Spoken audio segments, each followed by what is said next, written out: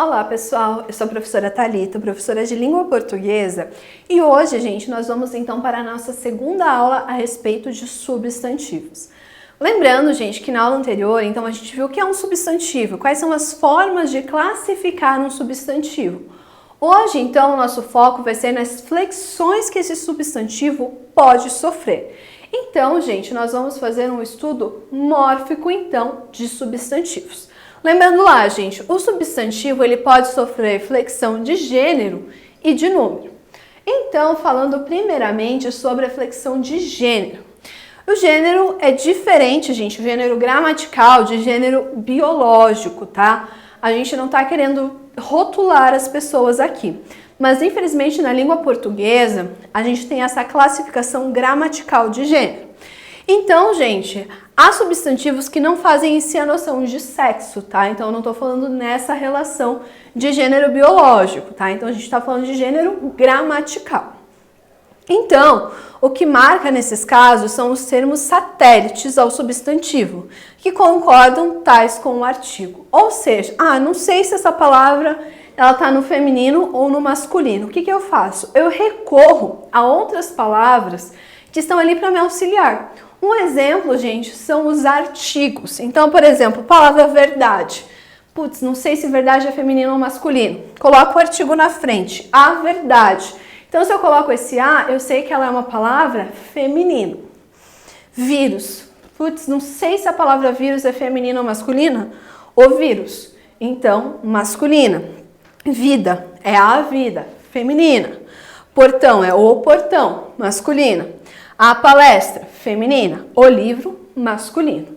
Gente, lembrando que essas palavras aqui, elas não têm diferença, tá? Eu não tenho livro e livrar, tá? É outra coisa. Então, eu tenho que colocar o artigo na frente para eu ter essa certeza de qual é o gênero, então, dessa palavra. Então, gente, o gênero gramatical, como a gente comentou anteriormente, ele é dividido em gêneros de substantivo biformes. O bi, gente, é 2, ou seja, eu tenho duas formas. Ou seja, gente, eu tenho uma forma para cada gênero, gênero feminino e gênero masculino.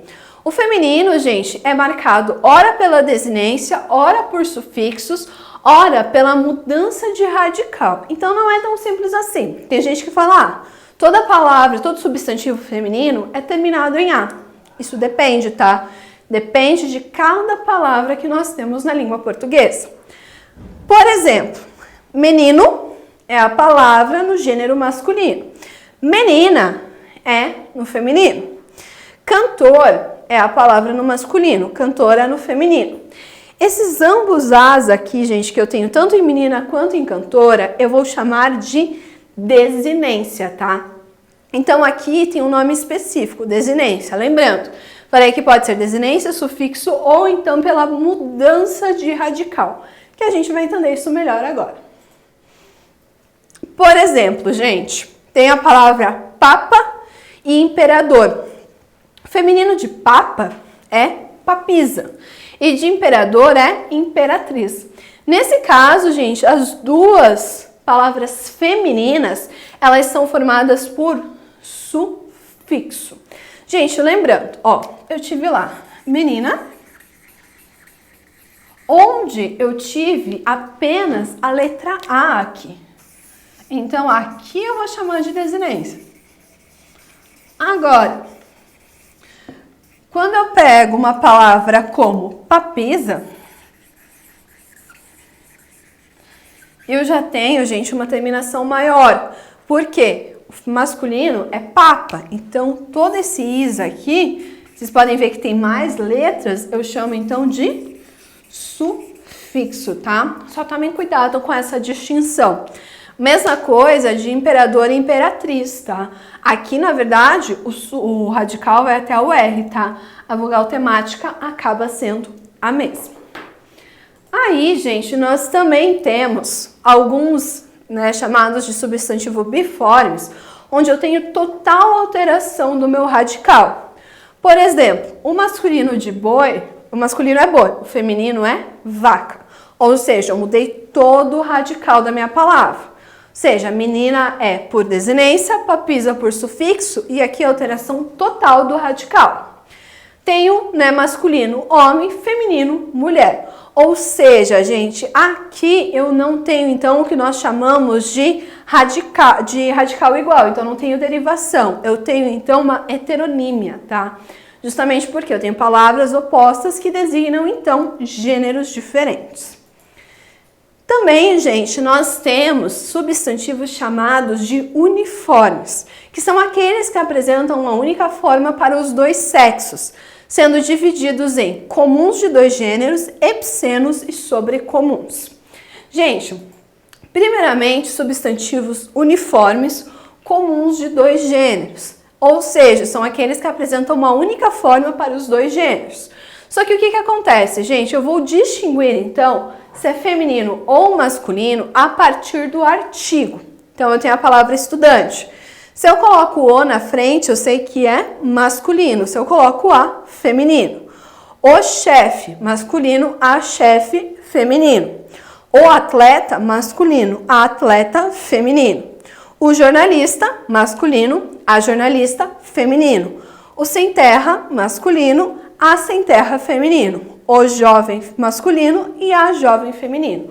Ou seja, gente, aqui o que é importante é a presença do artigo, tá?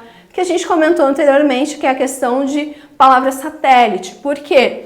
Ela vai estar em torno, então, do centro, do núcleo disso tudo, que é o nosso substantivo. Então, quando é comum de dois gêneros, é uma palavra para dois gêneros. O que dá diferença é a presença do o ou do a diante desse substantivo. Aí, gente, nós temos substantivos uniformes chamados de epicenos. São substantivos de um só gênero que se referem a ambos os sexos.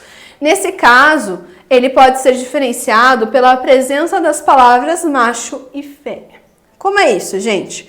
Jacaré, eu não tenho a jacaré, eu só tenho o jacaré. Então, se eu falo somente o jacaré, estou falando de gênero masculino. Mas também posso fazer gênero masculino quando eu falo o jacaré macho. Agora, se eu estou falando do gênero feminino, eu falo a jacaré fêmea, tá? Então aqui não vai haver essa distinção pelo artigo, o artigo vai ser sempre o mesmo. Só a palavra jacaré, ela é masculina. Agora, se eu acrescento macho, estou falando do sexo masculino, e fêmea, estou falando do sexo feminino. Gente, lembrando, aqui eu estou falando de animais. Agora, tem um que a galera sempre tem a dúvida. Cachorro. O feminino é cachorro. Agora, cadela, gente, é o oposto de cão, tá? Então, só tomem cuidado, tá? Nesse caso aqui, no primeiro, eu tenho desinência e no segundo, gente, é por sufixo, tá? Mas elas fazem referência ao mesmo animal. Aí, gente, nós temos substantivos uniformes chamados de sobrecomuns. São os que têm um gênero e se referem a ambos os sexos. Nesse caso, o sexo só é definido pelo contexto. Então, assim, gente, se eu coloco a criança, normalmente é uma palavra feminina. Mas eu não tenho o criança. Então, eu vou usar a criança. Diferente do que nós vimos anteriormente, que mudava de acordo com o artigo, aqui eu não tenho alteração de acordo com o artigo. Segunda, a testemunha. A testemunha é sempre no gênero feminino. Então, pelo contexto, eu posso entender que é um homem. Aqui, então, eu não posso mudar, gente, o meu artigo. Mesma coisa, o membro é uma palavra masculina, mas posso estar falando de uma mulher pelo contexto. O cônjuge, aqui a palavra é sempre masculina, gente. Então, pelo contexto, eu tenho a palavra no feminino, tá?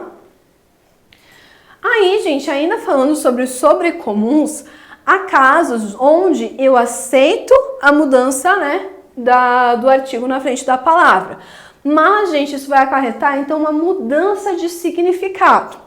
Por exemplo, se eu falo a cabeça lhe doía, eu tô falando da parte do corpo. Agora, eu falo o cabeça do grupo foi preso, mudou o significado. Aqui eu estou falando da questão de um líder, de um chefe.